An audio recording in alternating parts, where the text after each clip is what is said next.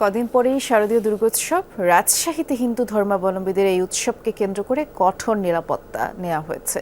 Police, RAB, BGB ও আনসারের পাশাপাশি এবার আইন শৃঙ্খলা রক্ষায় মাঠে থাকছেন সেনা সদস্যরাও। আর পুলিশ বলছে, নিরাপত্তা নিশ্চিত করতে প্রতিটি মণ্ডপে পূজা আয়োজকদের সিসি ক্যামেরা স্থাপনের অনুরোধ জানানো হয়েছে।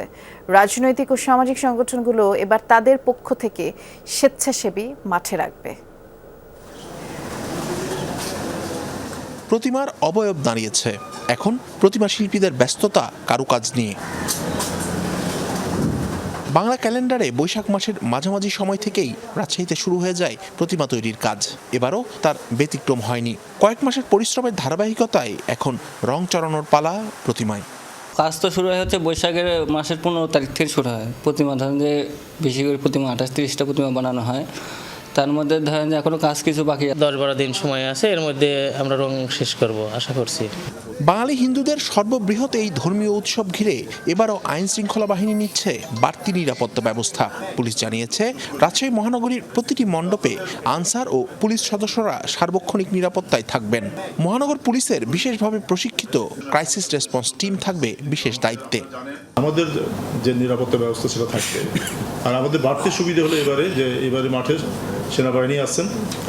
কোনো পূজা মণ্ডপে তো পূজার সময় সেনাবাহিনী বা যৌথ বাহিনী মাঠে থাকে না। এইবার কিন্তু যৌথ বাহিনী আছেন, সেনাবাহিনী আছেন, বিজিবি আছেন, র্যাব তো আগের মধ্যে আসেনই। দুর্গোৎসবের নিরাপত্তা নিশ্চিত করতে আয়োজকদের পাশাপাশি নগরীর রাজনৈতিক ও সামাজিক সংগঠনগুলোর নেতাদের সঙ্গে একাধিক বৈঠক করেছে প্রশাসন ও আইন শৃঙ্খলা বাহিনী। তারা সবাই নিজেদের পক্ষ থেকে স্বেচ্ছাসেবী নিযুক্ত করার প্রতিশ্রুতিও দিয়েছেন। প্রত্যেকটা মণ্ডপে যাতে সিসি ক্যামেরা থাকে তারা আমাদেরকে আশ্বাস দিয়েছেন সিসি ক্যামেরার ব্যবস্থা করবেন। আরেকটা বলছি যে ওনাদের নিজস্ব ভলান্টিয়ার, সেখানে আমরা ওনাদেরকে রিকোয়েস্ট করছি যে তাদের যে এক্সিট এন্ট্রি, পূজা মণ্ডপে আসা যাওয়ার পথগুলো যাতে আলাদা করে এগুলোকে, এবং মহিলা পুরুষদের জন্য আলাদা করে, এই রিকোয়েস্টগুলো আমরা ওনাদের করছি। ওনারা আমাদের সাথে একমত হয়েছেন। রাজশাহী মহানগরীতে এবার মোট 78টি মণ্ডপে দুর্গাপূজা আয়োজন করা হচ্ছে।